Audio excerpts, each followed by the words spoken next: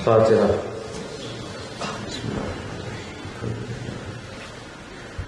الرحمن الرحیم.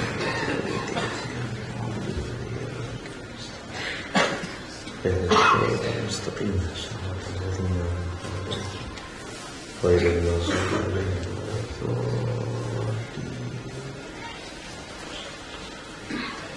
درود بھیجو محمد و آل محمد پر.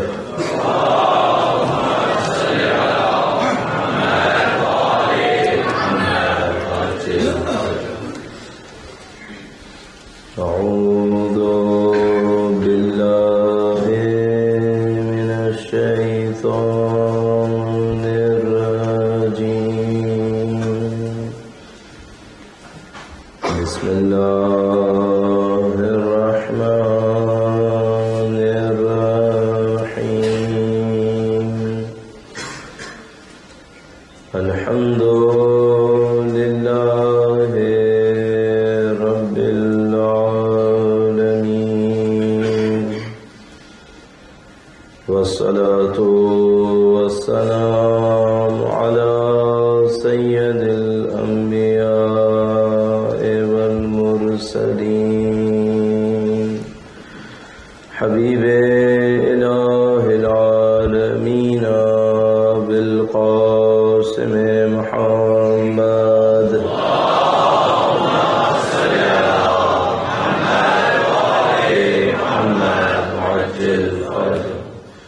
وعلى آله الطيبين الطاهرين، سيما بقية الله في الأراضين. قال الله تعالى في كتابه الكريم: بسم الله الرحمن الرحيم. أم حسبت أن أصحاب الكهف والرقيم كانوا من آياتنا عجبا. درود بھیجو محمد و آل محمد.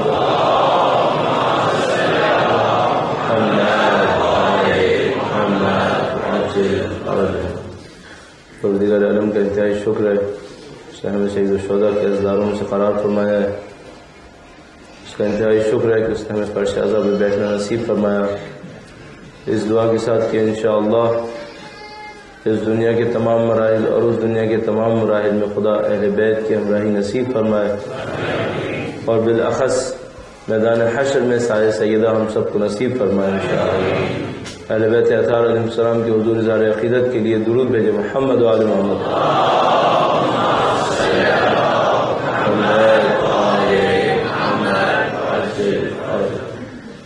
پروردگار عالم نے دین مبین کو نظام کامل ارشاد فرمایا ہے. یہ نظام کامل ترین نظام ہے، اور جیسے میں اور آپ کہتے ہیں کہ دین اسلام مکمل ضابطۂ حیات ہے، چونکہ خدا تعالیٰ اپنی اوصاف کے اندر کامل ہے، دین اسلام بھی کامل ہے. اس کا مطلب دو دعووں میں تشریح کیا جا سکتا ہے. دو دعوے اس کے ساتھ ہم کر سکتے ہیں. پہلا دعویٰ تو یہ ہے کہ انسان کی زندگی میں کوئی مشکل ایسی نہیں ہوگی جس کا حل اس دین کے پاس موجود نہ ہو. اگر آپ فرماتے ہیں کہ آپ دین کامل کے ماننے والے ہیں، الیوم اکملت لکم دینکم واتممت علیکم نعمتی، اس کے آپ معتقد ہیں، اس کا مطلب یہ ہے کہ آپ کے پاس ایک ایسا نظام ہے، ایک ایسا سسٹم ہے. آپ کی زندگی میں کوئی مشکل ایسی نہیں آئے گی جس کا حل اس نظام کے پاس نہ ہو اور آپ کو کسی اور نظام کی طرف جانا پڑے. دوسرا معاملہ یہ ہوگا کہ نہ صرف یہ کہ اس نظام کے پاس آپ کی تمام مشکلات کا حل ہونا چاہیے، بلکہ اس سے بہتر حل بھی کسی اور نظام کے پاس نہیں ہونا چاہیے. آپ کے پاس حل بھی ہونا چاہیے اور یہی حل سب سے اچھا حل ہونا چاہیے. کیونکہ اگر آپ نے ان دو دعووں میں سے کسی ایک کو بھی کم کر دیا، آپ نے کہا کہ 95% پرابلمز کو دین اسلام سالو کرتا ہے، مثلا خدا نہ کرے نعوذ باللہ 5% پرابلمز کہ جو ماڈرن لائف کی ہیں ان کو یہ سالو نہیں کرتا، اس کا مطلب ہوگا نعوذ باللہ کہ یہ دین کامل نہیں ہے. اس کے اندر نقص ہے. یا اگر آپ نے یہ کہا کہ یہ دین اچھا ہے، ساری پرابلمس کو سالو کرتا ہے، لیکن 5% پرابلمس میں ایک اور سولوشن اس کے سولوشن سے زیادہ بہتر ہے، اس کا مطلب بھی ہوگا کہ یہ دین ناقص ہے. اس کا مطلب بھی نعوذ باللہ یہ بن جائے گا کہ یہ دین ناقص دین ہے. اچھا، اب پھر جب آپ نے اتنا بڑا دعویٰ کر دیا کہ زندگی کی ساری مشکلات اسی سے حل ہوں گی اور اس کا حل سب سے اچھا حل ہوگا، تو پھر آپ کے سامنے ایک بہت بڑا کوشچن بن جائے گا، وہی کہ آپ کی زندگی میں دین اسلام کے علاوہ کوئی اور فکر کیوں نظر آ رہی ہے؟ پھر ایسا کیوں ہوا؟ یعنی تصور فرمائیے آپ کوئی دوا بیچ رہے ہوں اور آپ نے لکھا ہو کہ اس دوا کے ذریعے سے دنیا کے سارے نزلوں کا علاج ہو سکتا ہے، اور آپ اپنے نزلے کے لیے کہیں اور سے دوائی منگوا رہے ہو. نامعقول بات ہے کہ اگر آپ کا علاج سب سے اچھا ہو سکتا ہے، آپ کی دوائی سب سے اچھی دوائی ہے، تو آپ کہیں اور سے مدد کیوں لے رہے ہیں؟ میں سمجھتا ہوں یہ ہماری مشکلات میں سے ایک مشکل ہے. ہم مسلمان بہت بڑا دعویٰ کر رہے ہیں. ہم دعویٰ یہ کر رہے ہیں کہ روئے زمین کے اوپر بنی نوع انسان کو کوئی مشکل ایسی لاحق نہیں ہوگی جس کا سب سے اچھا حل دین اسلام کے اندر نہ ہو. اور اس کے بعد میں اپنے طور پر افسوس سے دیکھتا ہوں کہ ہمارے بچے دوسرے افکار و خیالات کے سامنے ایسے سر تسلیم خم کے بعد اوقات بیٹھ جاتے ہیں جیسے وہ کسی دین کے نعوذ باللہ معتقد رہے ہی نہ ہو. سب سے پہلی ذمہ داری ہماری یہ بنے گی، ہمیں اپنے دین کے اندر ڈھونڈنا پڑے گا دین اس مشکل کو حل کیسے کرے گا. اور یہ وہ تھیوریٹیکل کام ہے جو کسی حد تک ہمارے پاس انجام پا چکا ہے اور کافی حد تک ابھی انجام پانا باقی ہے، جس کو آپ اسلام کا اقتصادی نظام کہیں، آپ اسلام کا سیاسی نظام کہیں، آپ اسلام کا سماجی نظام کہیں، آپ جس طرح سے بھی اس کو تعبیر کرنا چاہیں. آپ کے پاس حل ہے، آپ حل دینا چاہتے ہیں. اگر آپ کے پاس حل ہے تو آپ دنیا کے سامنے پیش کریں. اور یہ وہ ذمہ داری ہے جو ہم لوگوں کی ذمہ داری آج کل کے زمانے میں بنتی ہے. اب جب ہم اسلام کی طرف رجوع کرتے ہیں کہ وہ مشکلات کو حل کیسے کرتا ہے، تو ظاہر قرآن کریم ریسورسز میں سر فہرست قرار پاتی ہے. مثال آپ کی خدمت میں عرض کروں گا، درود بھیجیے گا محمد و آل محمد.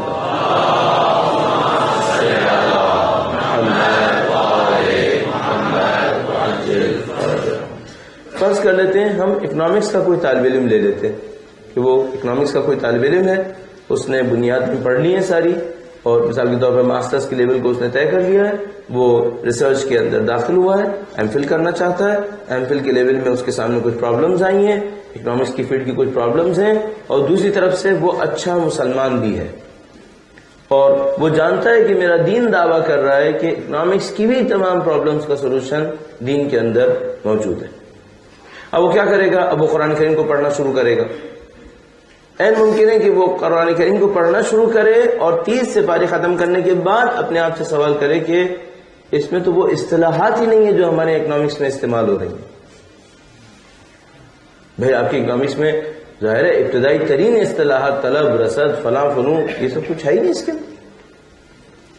نہ مارکیٹ ہے یہاں پر، نہ کوئی فری ہینڈ ہے، کچھ بھی نہیں ہے. اب کیا کریں گے اس کے ساتھ؟ اب جب آپ کے سامنے مشکل ہی سمجھ میں نہیں آئی کہ کتاب سے مشکل آئے گی کیسے، حل کیسے نکالیں گے آپ؟ اب اس کے لیے کیا سلسلہ تیار کیا جائے؟ اسی طرح میں نے آپ کے سامنے اکنامکس کی مثال دی، آپ پالیٹکس میں چلے جائیے. آپ کے پاس پالیٹکس کے اندر سسٹمز ہیں، کہیں پر پارلیمنٹری سسٹم ہے، کہیں پر کوئی پریزیڈنٹ ہوتا ہے، کہیں پرائم منسٹر ہوتا ہے، کہیں پر 2 پارلیمنٹس بنی ہوئی ہیں، کہیں پر بہرحال آپ کے پاس مونارکی ہے. آپ اسلام کی طرف رجوع کرتے ہیں، آپ جاتے ہیں قرآن کریم کا مطالعہ کرنا شروع کرتے ہیں اور چاہتے ہیں کہ پولیٹیکل سسٹمز کی پرابلمز قرآن کریم میرے لیے سالو کرے، تو آپ کے سامنے ایک عجیب مشکل آتی ہے، وہ یہ کہ وہاں وہ اصطلاحات ہیں ہی نہیں. اس مشکل کو ہم نے کیسے حل کرنا ہے؟ ہاں، اس مشکل کو حل کرنے کا جو طریقہ کار ہوگا وہ یہ ہوگا کہ سب سے پہلے آ کر یہ دیکھیے، آیا قرآن کریم کسی ایک علم کی کتاب ہے؟ آیا قرآن کریم اکنامکس کی بک ہے؟ نہیں. آیا قرآن کریم مثال کے طور پر پولیٹیکل سائنسز کی بک ہے؟ ایسا بھی نہیں ہے. سوشالوجی کی ہے؟ ایسا بھی نہیں ہے. بس قرآن کریم کیا ہے؟ اب یہاں پر دوسرا مرحلہ شروع ہوتا ہے کہ ہم قرآن کریم کو پہلے سمجھنے کی کوشش کریں، یہ کتاب ہے کیا، ہم اس کتاب کو کس پس منظر میں دیکھیں. یہ ہسٹری کی بک نہیں ہے، یہ سوشل سائنسز کی بک نہیں ہے، یہ پریکٹیکل سائنسز کی بک نہیں ہے، یہ لٹریچر کی بک بھی نہیں ہے. یہ کتاب ہدایت ہے. کیا مطلب ہے کتاب ہدایت ہے؟ کس طرح سے اس کتاب نے ہدایت دی ہے. یہ وہ جگہ ہے میں سمجھتا ہوں کہ ہم جو ہمارے بچے کام کرنا چاہتے ہیں، بڑے کام کرنا چاہتے ہیں، ان کو پہلے قرآن کریم کو سمجھنے کا ایک کورس کر لینا چاہیے. کوئی کورس آفر ہونا چاہیے یہاں پر، جس میں مثال کے طور پر چند گھنٹوں میں بچوں کو پہلے یہ سمجھایا جائے، بچوں کو، بڑوں کو، سب کو، کہ اگر آپ قرآن کریم سے کچھ سیکھنا چاہتے ہیں اس کے سیکھنے کا طریقہ کار کیا ہوگا، قرآن کریم کا سکھانے کا انداز کیا ہے. اب مثال کے طور پر میں ایک آیت کریمہ آپ کی خدمت میں عرض کرتا ہوں، صرف مثال دینے کی خاطر، کہیں ایسا نہ ہو کہ میری بات ایسی ہو جو بلا ثبوت بلا دلیل ہو جائے. قرآن کریم فرماتا ہے ان الانسان لظلوم کفار. انسان بے تحاشا ظلم کرتا ہے، بے تحاشا کفران نعمت کرتا ہے. اس سے شہید باقر الصدر نے اقتصادنا کے اندر اکنامکس کا ایک فارمولا نکالا. یہ بہت سادہ سی آیت کریمہ ہے. یعنی یہ ایک ایسی آیت کریمہ ہے کہ جو ہم لوگ جب قرآن کریم پڑھ رہے ہوتے ہیں تو ہم کہتے ہیں قرآن کریم آیت کے اینڈ میں جا کر ختم کرتے وقت کچھ چیزیں لکھتا ہے جس کو شاید آیت پر غور کرنے والے بھی اینڈ پر اتنا زیادہ غور نہیں کرتے. ان الانسان لظلوم کفار. انسان انتہائی ظلم کرنے والا ہے، انتہائی کفران نعمت کرنے والا ہے. شہید صدر نے یہاں سے کیا نتیجہ نکالا؟ فرمایا انسان کی طبیعت کے اندر یہ ہے کہ وہ ظلم کرتا ہے تقسیم کے اندر، کفران نعمت کرتا ہے پیداوار کے موقع کے اوپر. ڈسٹریبیوشن میں ظلم کرتا ہے اور پروڈکشن کے موقع کے اوپر کفران نعمت کرتا ہے.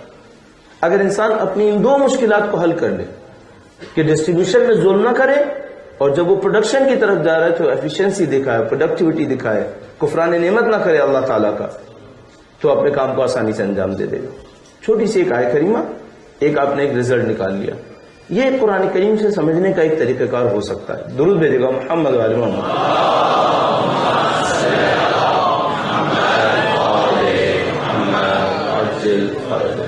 اب ہم اس کو متصل کرتے ہیں کل کی بحث سے.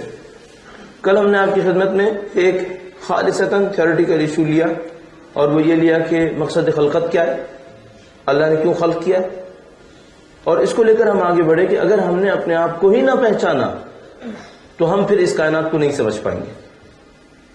اور آیت کریمہ ہمارے پاس موجود ہے، روایات موجود ہیں، مشہور معروف روایت میں عرف نفسہ فقد عرف ربہ.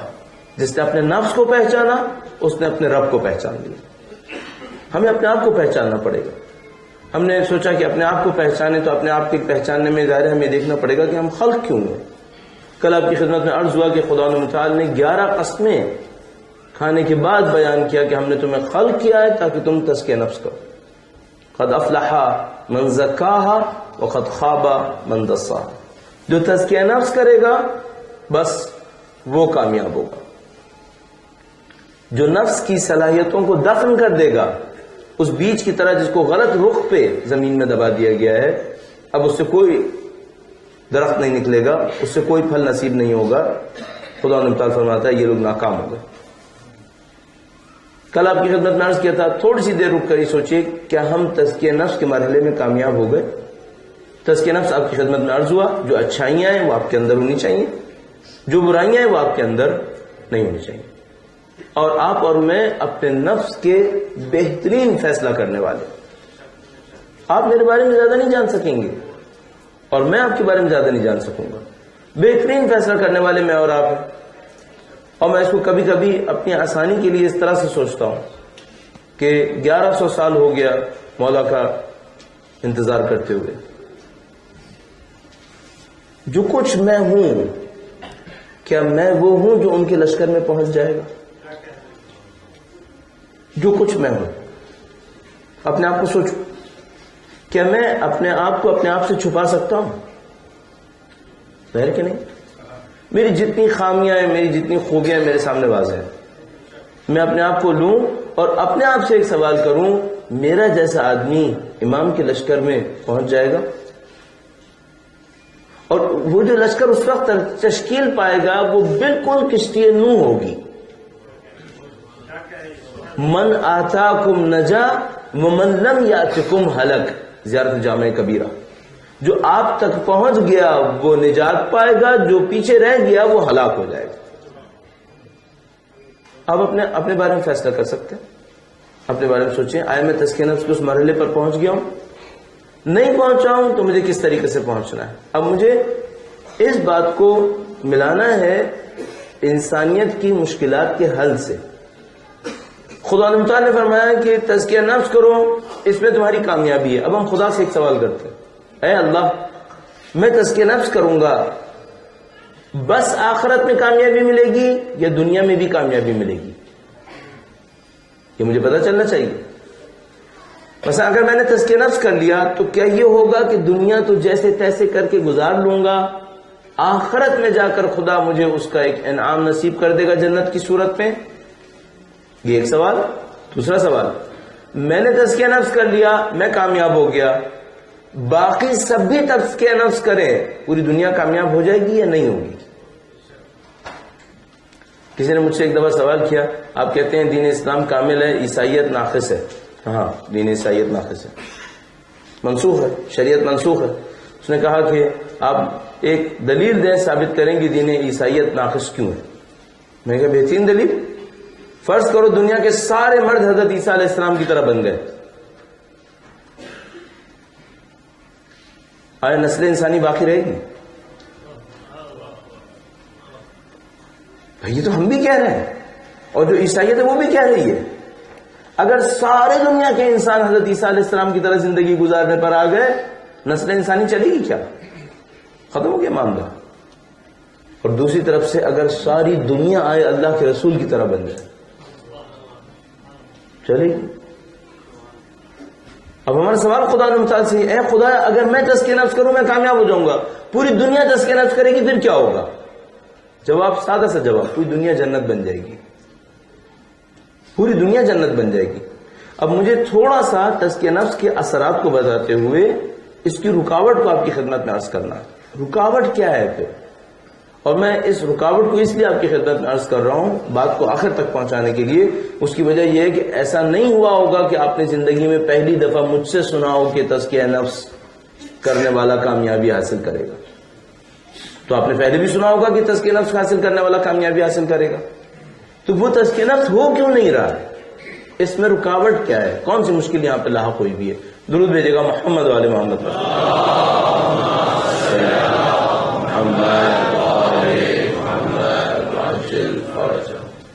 اس میں ایک اور پوائنٹ اضافہ کروں گا، اور وہ یہ ہے کہ تزکیہ نفس کے لیے اہم ترین نقطہ وہ کون سا نقطہ ہے؟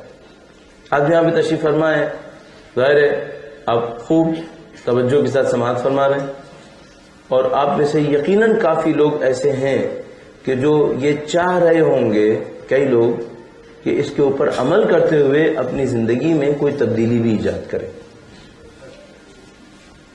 مثلا جو لوگ عمل کرتے ہوئے تبدیلی ایجاد کرنا چاہتے ہیں وہ کیا کرنا چاہیں گے؟ اگر کل کی بات انہوں نے قبول کر لی ہو کہ خدا 11 قسمیں کھا کر کہتا ہے بس وہ کامیاب ہوگا جو تزکیہ نفس کرے گا، تو ظاہر ہے ہم سب کو تزکیہ نفس چاہیے، کوئی اس سے بے نیاز نہیں ہو سکتا۔ اگر تزکیہ نفس چاہیے، تزکیہ نفس کا بنیادی ترین نقطہ کون سا نقطہ ہے؟ سادہ لفظوں میں نے آپ کی خدمت میں عرض کر دیا کہ بھئی تزکیہ نفس یہ ہوتا ہے آپ اچھائیوں کو اپنے اندر جمع کر لیں، برائیوں کو اپنے اندر سے نکال دیں۔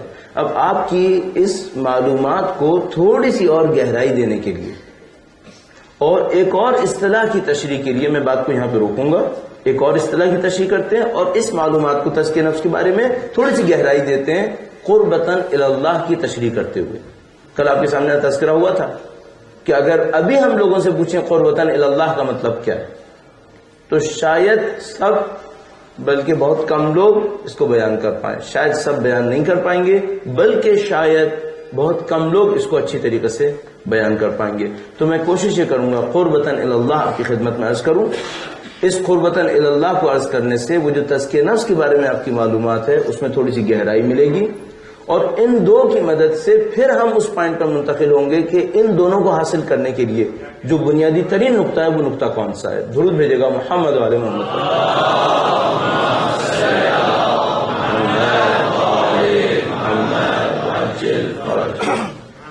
اچھا، آپ دیکھتے ہیں کہ میں بار بار آپ کے سامنے گفتگو کا سلسلہ جوڑنے کی کوشش کرتا ہوں، اور میں اس خاطر کر رہا ہوتا ہوں کہ ایسا نہ ہو کہ 1 گھنٹے کے بعد آپ مجھ سے پوچھیں کہ ہمیں نہیں معلوم کیا کہا گیا، ایسا نہ ہو جائے، کیونکہ معمولاً ایسا ہو جاتا ہے۔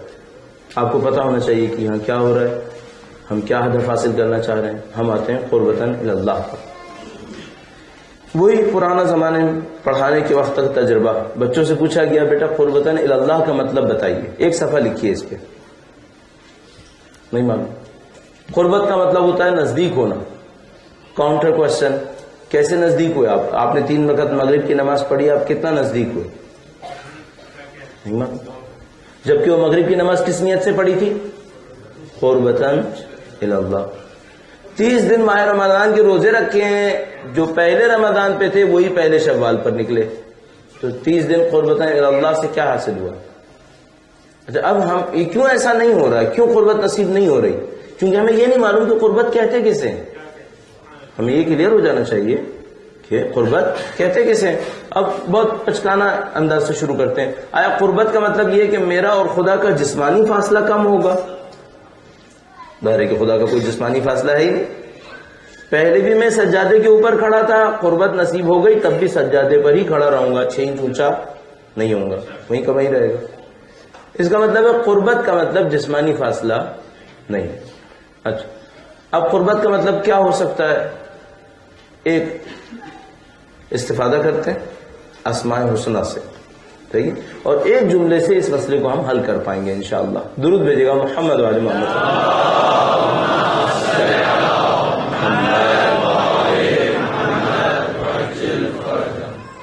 آپ نے بچپن سے اسماء حسنہ سنے، اسماء حسنہ اللہ کے پاک و پاکیزہ نام۔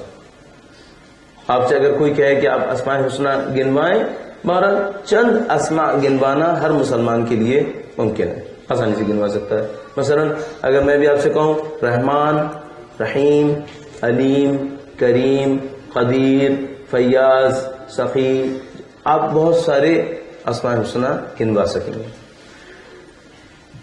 اب تک آپ نے ان اسماء حسنہ سے کیا استفادہ کیا؟ کیا استفادہ ہوا؟ تو مثلا میں نے ایک صاحب نے تجربہ کیا تھا کہ اگر زراعت کرتے وقت یا حلیموں پڑھیں تو زراعت اچھی ہوتی ہے۔ صحیح، انہوں نے ایک تجربہ کیا تھا، بڑا معقول تجربہ تھا، کافی حد تک سائنسی اصولوں کے تحت 3 زمین کے ٹکڑے بنائے گئے تھے، ان میں خاص بیج تینوں میں استعمال کیے گئے تھے، ایک میں پیسٹی سائڈ استعمال کیے گئے، ایک میں نہیں کیے گئے، ایک کے اندر یا حلیموں کا صرف ورد کیا گیا۔ بہرحال نتائج اس کے بہت اچھے تھے۔ کیا اسماء حسنہ کا یہ استفادہ ہے؟ ظاہر ہے کہ ہم سمجھ رہے ہیں کہ یہ نہیں ہے، اس سے بڑھ کر ہے۔ ایک اور اصطلاح آپ کی خدمت میں عرض کرتا چلو، میں کوشش یہ کر رہا ہوں کم وقت میں کئی اصطلاحات آپ کے سامنے کلیئر ہو جائیں۔ آپ نے ایک اور اصطلاح سنی ہوگی، خلیفۃ اللہ، اللہ کا نمائندہ۔ خلیفہ کا مطلب ہوتا ہے جانشین، نمائندہ، ٹھیک ہے؟ تو خلیفۃ اللہ فی الارض، اللہ کا نمائندہ زمین کے اوپر، صحیح ہے؟ کون اللہ کا نمائندہ ہے زمین کے اوپر؟ ہے۔ اب تو 3 اصطلاحات آپ کے پاس جمع ہو گئی، تزکیہ نفس بھی ہے، آپ کے پاس قربتاً اللہ بھی ہے، اور آپ کے پاس اللہ کا نمائندہ ہونا بھی شامل ہے، اور بیچ میں آپ کے پاس ایک سراغ ہے، آپ کے پاس ایک وسیلہ ہے اسماء حسنہ کا، ٹھیک ہے؟ اب میں آپ کی خدمت میں عرض کرنا چاہ رہا ہوں ایک واقعے کے ذریعے سے، اس سے میرا کام آسان ہو جاتا ہے۔ درود بھیجے گا محمد و آل محمد۔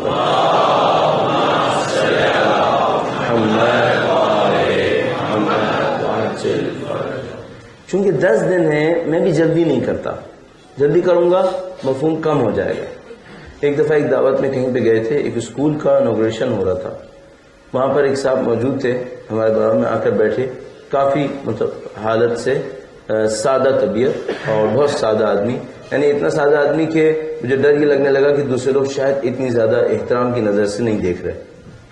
تو میں نے کوشش کی کہ میں تھوڑا سا ان کے ساتھ تعارف اور گفتگو کروں تاکہ ان کو تنہائی کا احساس نہ ہو اپنی دانش میں۔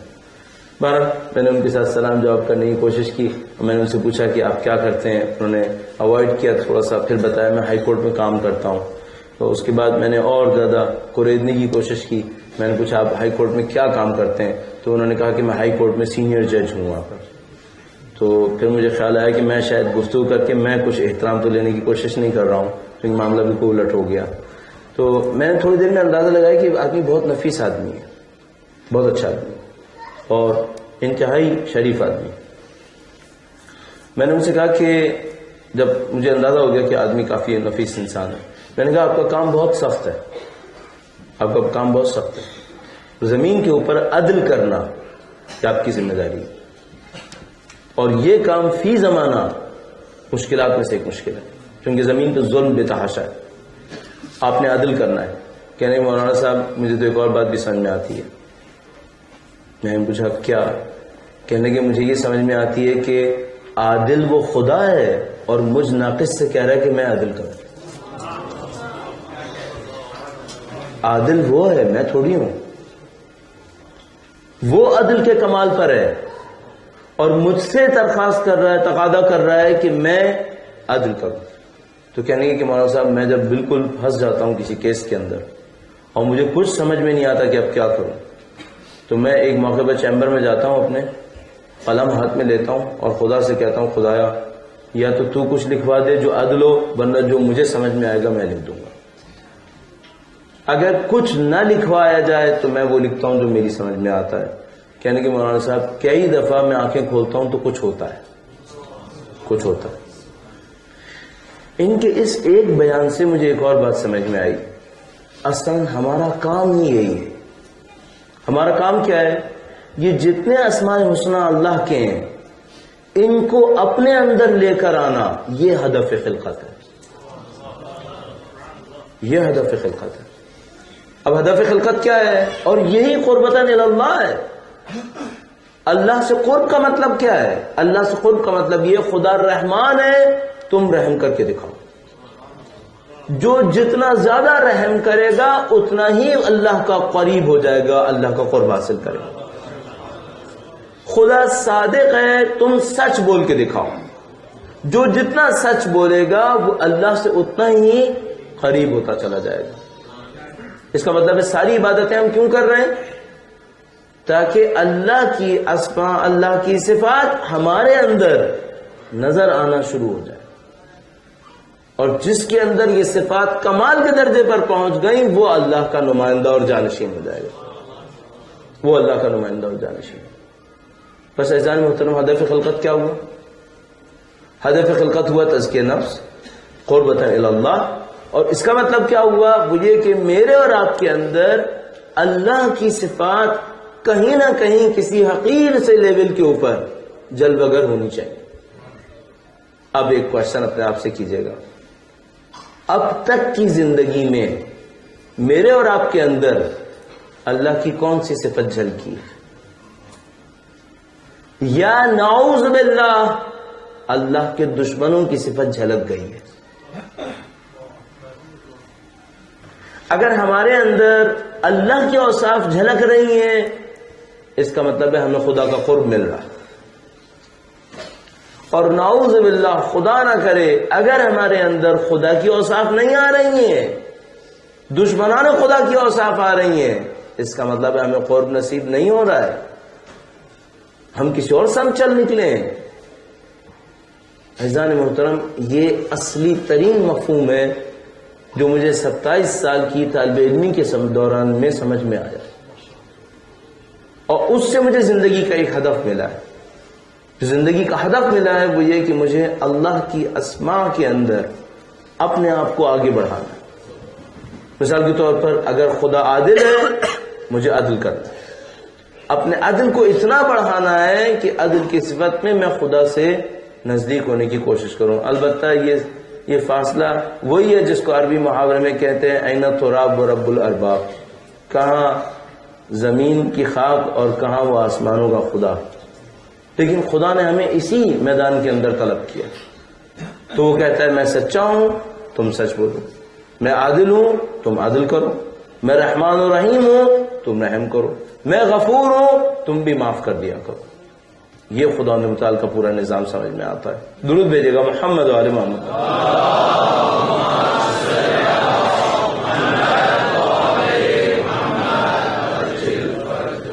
بڑھ دیگر درود بھیجے گا محمد وعلی محمد کا.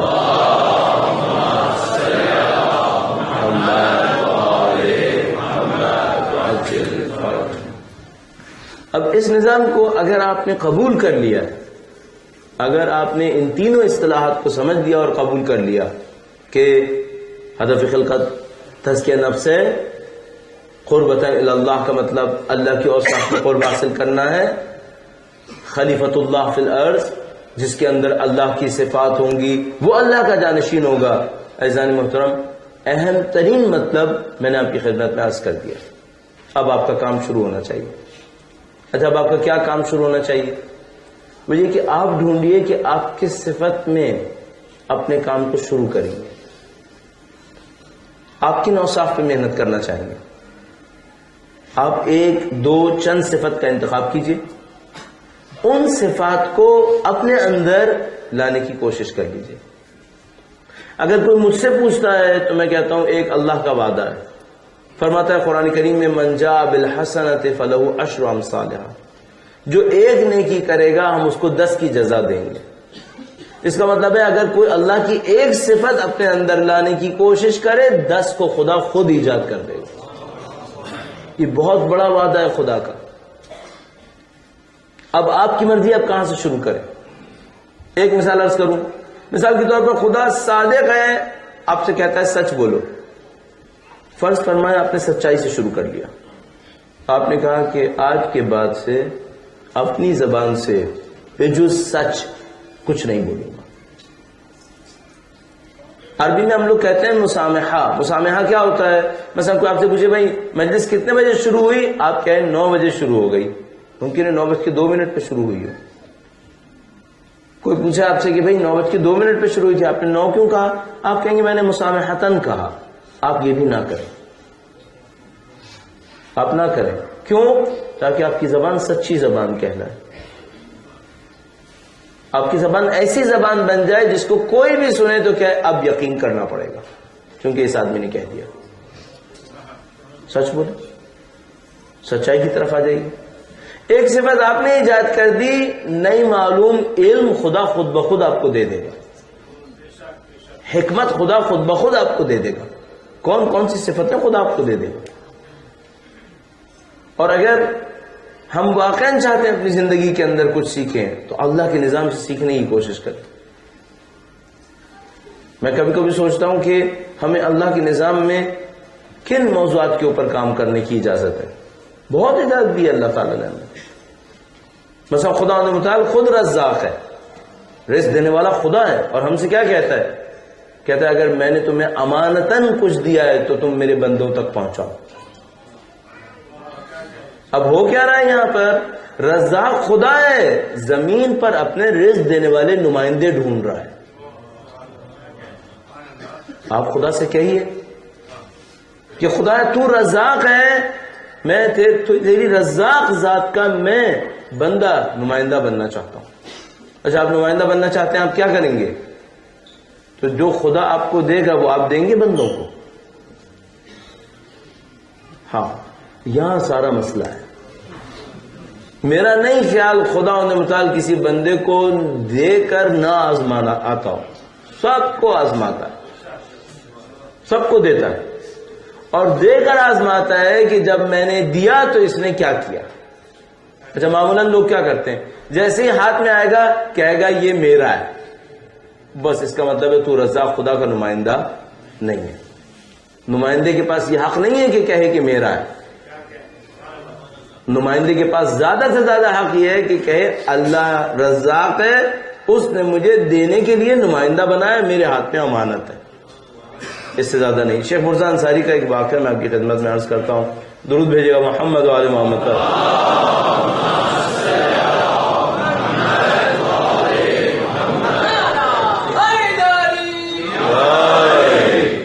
اور اس واقعے کے ذریعے سے ہم واپس آ کر اس کی پوائنٹ پر پہنچنے کی کوشش کریں گے جو تزکیہ نفس کے اندر چاہیے. ایک صاحب نے خواب دیکھا، نفیس خواب. خواب میں دیکھا کہ ایک شیطان ہے، بڑا غصے میں بھنایا ہوا، اور اس شیطان کے کندھے پر رسیاں ہیں. یہ خواب بہت اچھا خواب ہے، یہ واقعہ بہت نفیس واقعہ ہے. آپ میں سے جن لوگوں نے پہلے سنا ہے اللہ مبارک کرے، جنہوں نے نہیں سنا ہے اب سنیں۔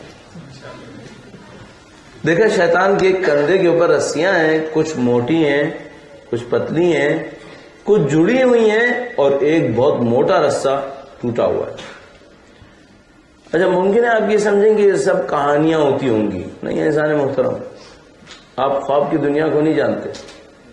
بعض خواب بڑے بے تکے خواب ہوتے ہیں جن کا تعلق صرف اس کھانے سے ہوتا ہے جو اس سے پچھلی رات کھایا گیا ہے، لیکن بعض خواب بالکل تک کے خواب ہوتے ہیں حقائق کو دکھانے کے لیے، بعض خواب بالکل صحیح خواب ہوتے ہیں۔ دیکھا صاحب، اور خواب میں سمبولک دنیا ہوتی ہے، ایک علیحدہ مسئلہ ہے۔ دیکھا شیطان اس طرح کی حال، انہوں نے پوچھا شیطان سے، ہے شیطان یہ رسیاں کیا ہیں؟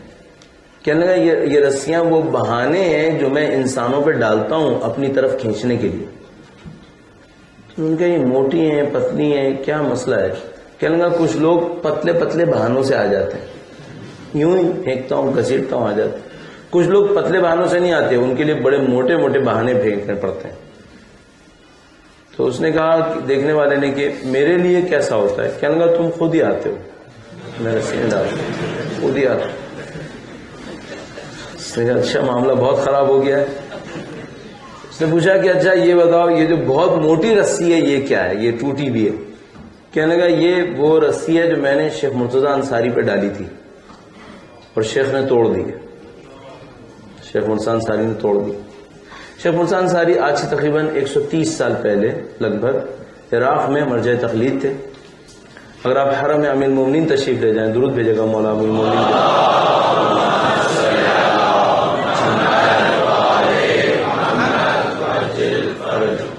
تو جیسے ہی آپ ایک دروازے سے داخل ہوں گے اس کے برابر والے کمرے کے اندر ان کا مرکز ہے۔ شیخ مرتضی انصاری خادم اہل بیت اطہار علیہ السلام تھے، اتحاشا خدمت کی۔ اس نے کہا کہ یہ رسی میں نے شیخ مرتضی انصاری پہ ڈالی تھی اور اس نے توڑ دی۔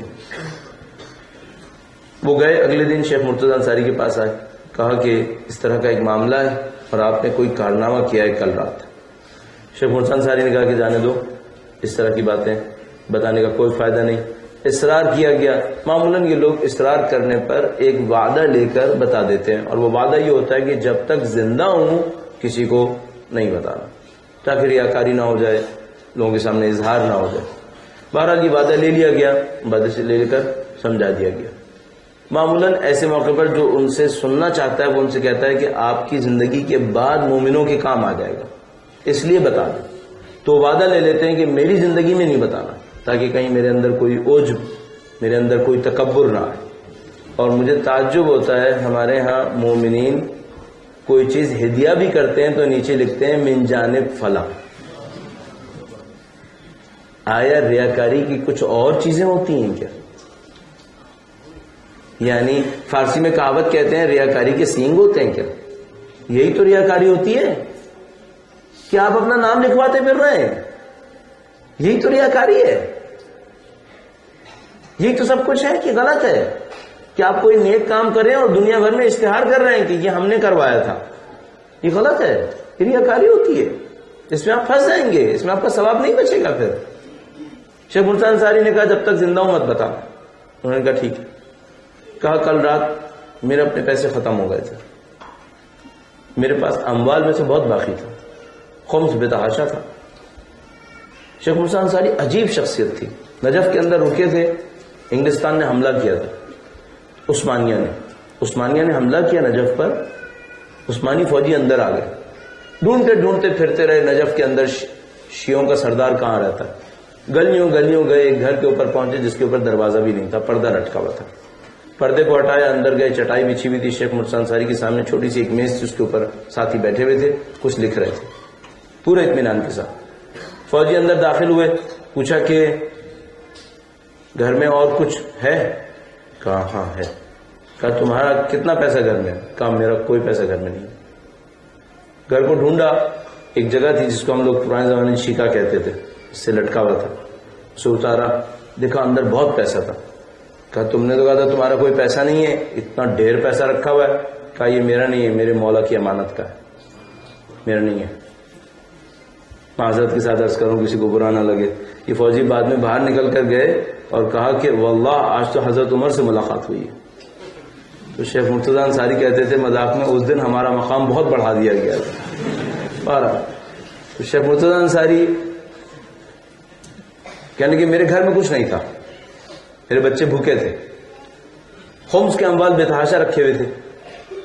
تو زوجہ نے مجھ سے کہا کہ آپ کا اپنا پیسہ پتہ نہیں کب آئے گا, بچے بھوک سے مر رہے ہیں, اور یہ پیسہ جو آپ کے پاس رکھا ہوا ہے ابھی کوئی مستحق دروازے پر آئے گا تو آپ دے دیں گے, کیونکہ آپ مستحق کو دیتے ہیں. کیا یہ مستحقین کا نہیں ہے پیسہ؟ کہا مستحقین کا. کہا اگر کوئی رات کو بھوکا سو رہا ہو مستحق ہے یا نہیں ہے؟ کہا مستحق. کہا میرے بچے مستحق نہیں ہیں, میرے بچے بھوکے سو رہے ہیں مستحق نہیں ہیں؟ کہا مستحق.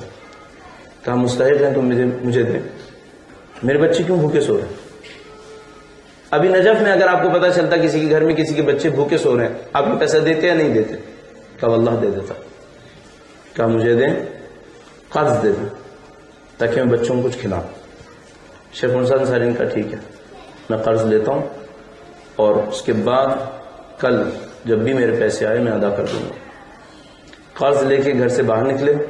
کہنے میں گھر سے باہر آیا, اچانک میرے ذہن میں آیا کہ اے شیخ تو نے 70 سال اپنے امام کی امانت میں کبھی خیانت نہیں کی. اگر آج رات مر گیا اس قرض کے ساتھ تو اپنے مولا کو کیا منہ دکھائے گا؟ کیا بہتر نہیں ہے کہ ایک رات بھوکا سو لیں ہم لوگ؟ کہنے یہ سوچ کے میں واپس آیا, میں نے پیسے واپس رکھ دیے اور اپنی زوجہ سے کہا کہ اگر میری مانتی ہو بھوکا سو جاؤ, کل دن آ جائے گا دیکھ لیا جائے گا. زن مسلم یہاں ایک پوائنٹ ہے, اس کو ہم کہتے ہیں کنٹرول. پوری دنیا کا ہدف خلقت انسانیت کا تزکیہ نفس ہے, قربتاً اللہ ہے, اور پورے تزکیہ نفس کے حصول کے لیے جو کی پوائنٹ ہے کنٹرول. ایک ورڈ کنٹرول. اگر آپ کو اور مجھے یہ سمجھ میں آ جائے اور ہم اور آپ اپنے اندر کنٹرول ایجاد کر لیں, آپ سمجھ لیں ہمارا بیڑا پار ہو گیا. تھوڑی سی تشریح آپ کی خدمت میں عرض کروں گا, فی زمانہ اس کی مشکل عرض کروں گا. درود بھیجیے گا محمد وعلی محمد.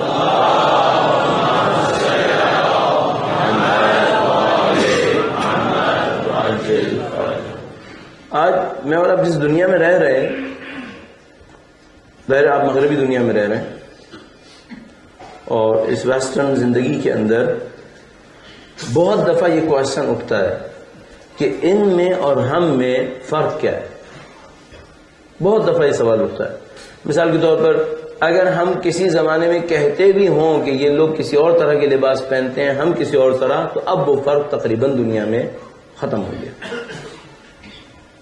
ہم لوگ آخری 40-50 سال میں ثقافت کے ایک یلغار کے سامنے ہیں, اور یہ ثقافت باقی تمام ثقافتوں کو تہس نہس کر رہی ہے. اچھا, پہلے غلطی ہم سے یہ ہوئی کہ ہم نے ثقافت کا مقابلہ لباس اور زبان پر کیا. یہ غلطی ہے. ثقافت کا مقابلہ لباس اور زبان کی سطح پر بعد میں کیا جانا تھا. ثقافت کا پہلا مقابلہ مینٹالٹی کے حد میں کرنا تھا. بدقسمتی سے ہم لوگوں نے, کچھ لوگوں نے جنہوں نے مغربی مادہ پرست ثقافت کا مقابلہ بھی کیا, تو انہوں نے زبان اور لباس کی سطح پہ کیا, اور اس مقابلے میں جیت اور ہار کی کوئی ویلیو نہیں, تقریباً کوئی ویلیو نہیں ہے اگر آپ مینٹالٹی کے لیول کے اوپر شکست کھا گئے. اصل مقابلہ وہاں پر تھا. لہذا آپ چاہے تمام وہی لباس پہن لیں, چاہے آپ زبان وہی بول لیں, اور آپ کی مینٹالٹی محفوظ رہ گئی, پھر آپ محفوظ ہیں. اچھا, وہ مینٹالٹی کیا تھی؟ مینٹالٹی یہ ہے کہ آپ آج کی دنیا اٹھا کر دیکھ لیجئے, اکانومی سے لے کر پالیٹکس تک, اس سے لے کر فیملی کی لائف تک, سب کے اوپر ایک حکم چل رہا ہے, جو تمہارا دل چاہے وہ تم کر دو. جو دل چاہ رہا ہے اس سے مت رکو. اب 25 ایڈورٹائزمنٹ کے سلوگنز کو سوچئے گا. ایڈورٹائزمنٹس کے اندر وہ کیا دے رہے ہوتے ہیں؟ جو چاہو وہ ہو جائے گا، جو چاہو وہ کر لو، ان تمام کے پیچھے ایک ہی فکر چل رہی ہے، وہ کیا ہے؟ آپ کی نفسانی خواہشات کو ابھار رہا ہے۔ اچھا، پوری اکانومی کا جو ان کا سسٹم ہے وہ اسی کے اوپر ہے، کنزیومرزم، اور کنزیومرزم کی اساس اس پر ہے کہ آپ وہ بھی خریدیں جس کی آپ کو کوئی ضرورت نہیں۔ کیوں خریدیں بھائی؟ پھر خواہشات کے ذریعے سے۔ آپ کے پاس ایک لباس ہے جو بالکل صحیح ہے، لیکن آپ ایک اور لباس خریدیے، کیوں؟ کیونکہ اب آپ اس سے تھک گئے اور آپ کا دل چاہ رہا ہے کہ ایک اور لباس ہو آپ کے پاس۔ یہ دنیا، پوری اکانومی اسی کے اوپر چل رہی ہے، اور آپ قطعاً مت سمجھیے گا کہ یہ سسٹمز بہت کمپلیکیٹڈ سسٹمز ہیں، نہیں، یہ کمپلیکیٹڈ سسٹمز نہیں ہیں، انہوں نے اپنا شو آف بہت کمپلیکیٹڈ کیا ہوا ہے۔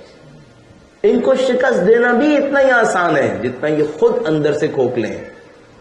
ان کو شکست دینا آسان ہے، پورا سسٹم بنایا اس بات کے اوپر خواہشات کو ابھارے، اور جو پورا اسلام کا نظام ہے وہ خواہشات کو کنٹرول کرنے کے اوپر۔ ہمارا ان سے اصلی ٹکراؤ لینگویج کے اوپر نہیں ہے، ہمارا ان سے اصلی ٹکراؤ ڈریس کے اوپر بھی نہیں ہے، ان پر بھی بعد میں کبھی کیا جا سکتا ہے، اس پہ ٹکراؤ نہیں ہے ہمارا۔ اصلی ٹکراؤ کہاں پر ہے؟ اس کے اوپر ہے۔ ان کا ہدف خلقت لذت پرستی، مادی لذت پرستی ہے، ہمارا ہدف خلقت اپنی نفس کو لے کر پروان چڑھانا ہے، اس پر ٹکراؤ ہے ہمارا۔ ان کی زندگی کا ہدف کیا بنتا ہے؟ گھوم پھر کر دیکھیے آپ، جو کچھ آپ کو سمجھ میں آتا ہے اور مجھ سے بہتر آپ کو سمجھ میں آنا چاہیے، آپ جا کر ان کی زندگیوں کا جائزہ لیجئے، اینڈ میں جو کچھ نظر آئے گا وہ چند مادے کے اوپر بنیاد کرتی ہوئی لذتوں کی پرستش ہے۔ مادی لذتیں ہیں چند، وہ مادی لذتیں چاہیے بس۔ دوسری طرف سے اسلام کیا کرتا ہے؟ اسلام بھی لذت دیتا ہے، لیکن لذت کو ایک ایسے سینس میں جو مادی لذت سے کہیں زیادہ آگے چلی جائے گی۔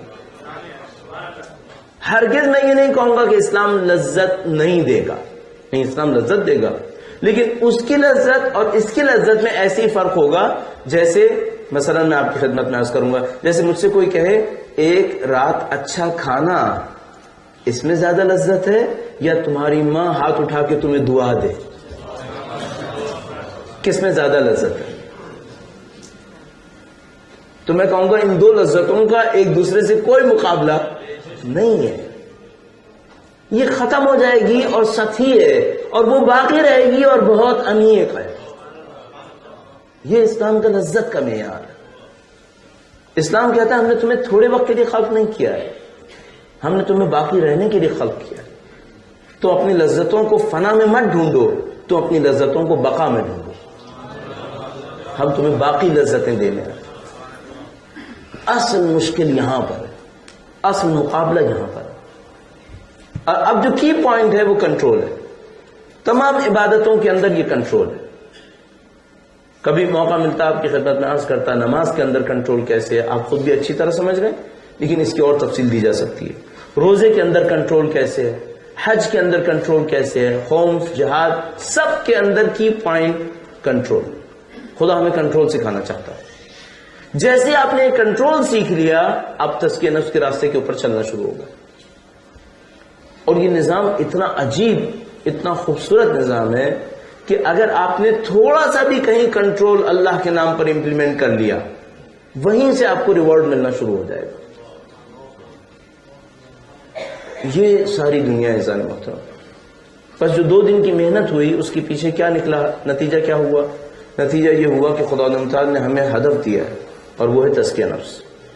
اور اس تزکیہ نفس کا بہترین قانون یہ ہے کہ جو اللہ کی صفات ہیں وہ میرے اور آپ کے اندر آنی چاہیے، اور جو اللہ کے دشمنوں کی صفات ہیں وہ میرے اور آپ کے اندر نہیں ہونی چاہیے۔ بخل، کنجوسی، مکاری، بزدلی اللہ کے دشمنوں کی صفت ہے، یہ ہمارے اندر نہیں ہونی چاہیے۔ ایثار، فداکاری، سچائی، پابندی، یہ خدا کی اور خدا کے ماننے والوں کی صفات ہے، یہ میرے اور آپ کے اندر ہونی چاہیے۔ اسی سے ہمیں قربت نصیب ہوتی ہے۔ اس کو حاصل کرنے کے لیے جو کی پوائنٹ ہے وہ کنٹرول ہے۔ جتنا آپ اپنی لائف کے اندر کنٹرول امپلیمنٹ کریں گے، اتنا ہی آپ کی زندگی کامیابی کی طرف بڑھنا شروع ہو جائے گی۔ اچھا، کنٹرول کے لیے کیا کرنا چاہیے؟ آیت اللہ خمینی نے اپنی کتاب کے اندر لکھا تھا علم اخلاق سکھانے والا نسخہ لکھ کر نہ دے، دوائی کھلائے. تو ہم معاملے کو آخر تک لے جانے کی کوشش کر رہے ہوتے ہیں کہ ایسا نہ ہو کہ میں آپ کو نسخہ لکھ کر دے دوں پھر پتہ نہیں آپ عمل کریں نہ کریں. آخر تک لے جاؤں تاکہ شاید عمل کر ہی ڈالیں. کنٹرول کے لیے کیا کرنا چاہیے؟ تھوڑا سا عرض کرتا ہوں، وقت ختم ہو چکا ہے. چھوٹے چھوٹے آبجیکٹیوز بنائیے اپنے لیے، چھوٹے چھوٹے پوائنٹس بنائیے اپنے لیے، ان کو اچیو کریں، آپ کے اندر کنٹرول بڑھنا شروع ہو جائے گا. مثال کے طور پر آپ نے اپنی زندگی کے لیے طے کر لیا کہ بھائی رات کو سونے سے پہلے وضو کروں گا. چھوٹا سا ایک پوائنٹ ہے.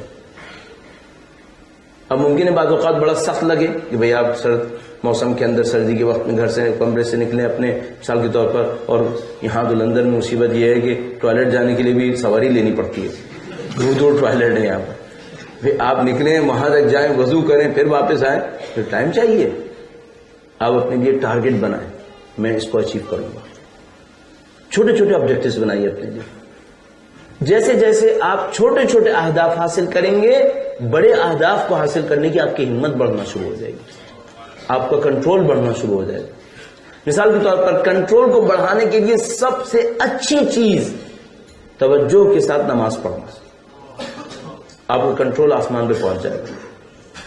اب اس کنٹرول کے اوپر انشاءاللہ بعد میں بھی آرائز پیش کریں گے.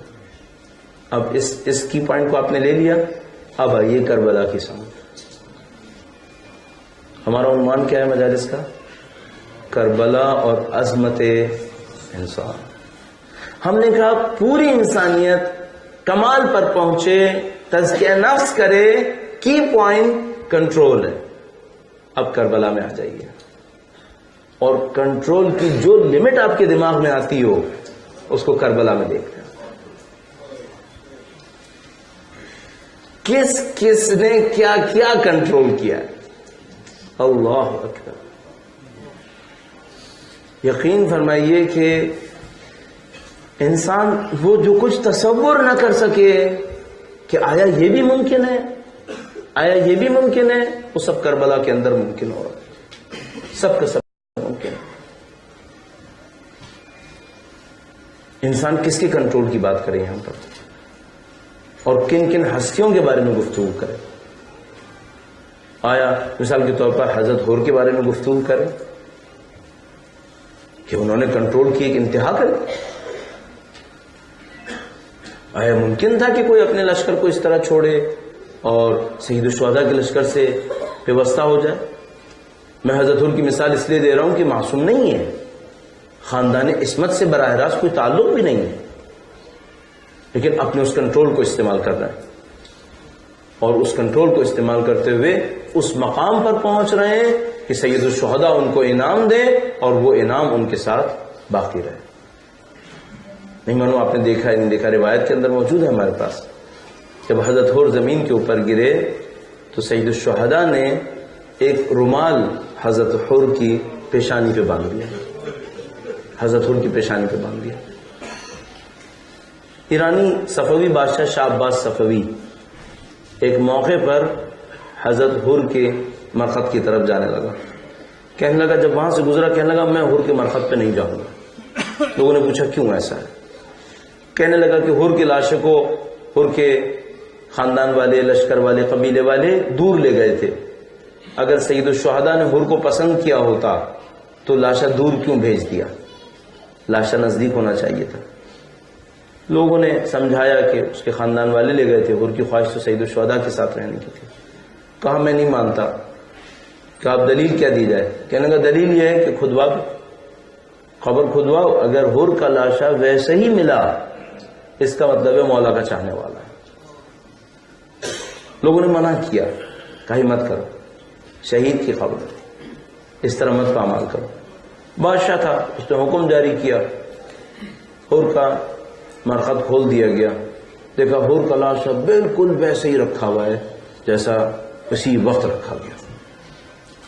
شاہ عباس صفوی نے دیکھا کہ پیشانی کے اوپر وہ رومال بھی بندھا ہوا ہے جو سید الشہداء نے باندھا تھا.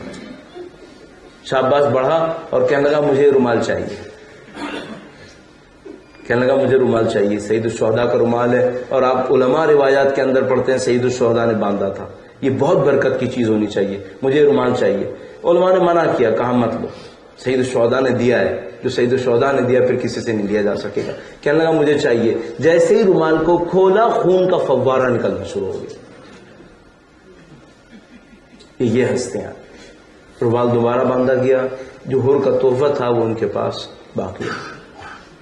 اللہ نے ان کو ان مقامات تک پہنچایا ہے۔ اور عزیزان محترم، اگر کربلا کے میدان میں مرد کنٹرول کریں تو بہت بڑی بات ہے، لیکن کربلا وہ میدان ہے جس میں خواتین نے کنٹرول کر کے دکھایا ہے، جس میں خواتین نے قربانیاں دی۔ زہیر بن قین سید الشہداء کے اصحاب میں سے ایک صحابی ہیں۔ سید الشہداء کا قاصد زہیر بن قین کے پاس آیا اور زہیر بن قین سے کہا کہ اے زہیر، سید الشہداء تجھے طلب کر رہا ہے۔ کہنے لگا کہ میں شاید آؤں گا اور شاید نہیں آؤں گا، تم چلے جاؤ۔ وہ چلا گیا تو زہیر بن قین کی زوجہ نے زہیر سے پوچھا کہ اے زہیر، نواسے رسول تجھے بلا رہے ہیں، تو جاتا کیوں نہیں ہے؟ کہنے لگا تجھے پتہ ہے کہ اگر میں چلا گیا تو میں مارا جاؤں گا؟ اس نے کہا ہاں مجھے معلوم ہے کہ تو مارا جائے گا، کیا تجھے موت کا خوف ہے؟ کہنے لگا نہیں، مجھے موت کا خوف نہیں ہے، مجھے تیرا خوف ہے، مجھے تیرا خوف ہے۔ میں مارا جاؤں گا، میرے لیے کوئی مشکل نہیں ہے، لیکن اس کے بعد یہ لوگ تجھے اسیر بنائیں گے اور تو میری زوجہ ہے، میں برداشت نہیں کر سکوں گا۔ زہیر کی زوجہ نے عجیب جواب دیا، کہا زہیر، میں نے سنا ہے حسین کے ساتھ ان کی بہن بھی آئی ہیں۔ اے زہیر، کیا حسین کے ساتھ ان کی بہن بھی آئی ہیں؟ زہیر نے کہا کہ ہاں، سید الشہداء کی حضرت زینب کبریٰ بھی تشریف لائیں۔ کہا زہیر، پھر جہاں زینب جائیں گی وہاں میں بھی جاؤں گی، تو مجھے بی بی زینب کے پاس پہنچا دے۔ عزیزان محترم، میں چاہتا ہوں کہ ہم بی بی زینب سلام اللہ علیہا کے حضور ایک بار پھر نذرانہ عقیدت پیش کریں۔ بی بی کا مقام کیا مقام ہے؟ ظاہر ہے کہ دن ان کے مصائب کا نہیں ہے، لیکن اگر صرف چند جملات عرض کروں آپ کی خدمت میں، شب عاشور پہ ایک موقع آیا تھا جب بی بی غش کھا کر زمین پر گر گئی تھی۔ سید الشہداء نزدیک آئے تھے، بی بی زینب سلام اللہ علیہا کو کیسے جگایا اللہ جانتا ہے۔ جگانے کے بعد انہوں نے بی بی زینب سلام اللہ علیہا کو ایک دعا دی تھی اور اس کے بعد کہا تھا زینب اللہ تیرے دل کو مضبوط کر دے گا۔ میں کہوں گا مولا آپ نے ایسی عجیب دعا دی ہے، اب زینب کبریٰ طلع زینبیہ پر بھی جا رہی، اب زینب کبریٰ قافلہ اسرا کے ساتھ بھی جاتی ہے، کوفہ سے شام تک جاتی ہے۔ بی بی زینب کا دل اتنا مضبوط ہو گیا ہے، اونو محمد کو ارسال فرما دیا ہے، اپنے جوانوں کو بھیجا ہے۔ کل میں نے آپ کی خدمت میں عرض کیا، کوئی نہیں تھا جو اونو محمد کے لاشے کے اوپر ماتم کرے۔ جب بچوں کے لاشیں حرم کے اندر آئے، بی بی زینب سلام اللہ علیہا نے فرمایا یہ ہم نے اپنے بھائی کے اوپر نثار کیے ہیں۔ پھر وہ موقع آیا کہ جب بی بی روانہ ہو رہی تھی پھر لاشوں پر نہ پہنچی، اور پھر وہ موقع آیا جب شام کے اندر وہ بچوں کے سر لائے گئے اور وہ سر قید خانے کے اندر رکھے ہوئے تھے، اور بی بی زینب سلام اللہ علیہا اپنے بھائی کی یاد میں ماتم کر رہی تھی، اور وہ دوسری خواتین پوچھ رہی تھی کہ کیا ان بچوں کی ماں نہیں ہے، کیا ان بچوں کا کوئی وارث نہیں ہے؟ اور کل میں نے جملہ عرض کیا تھا آپ سے، میں بی بی کے سامنے کہنا چاہ رہا ہوں، اے بی بی یہ آپ کے ماننے والے ہیں، آپ کے بچوں کا ماتم نہیں ہوا ہے، یہ آپ کے بچوں کا ماتم کریں گے، یہ بہنیں جو پیچھے موجود ہیں یہ آپ کے بچوں کا ماتم کریں گی۔ ماتم حسین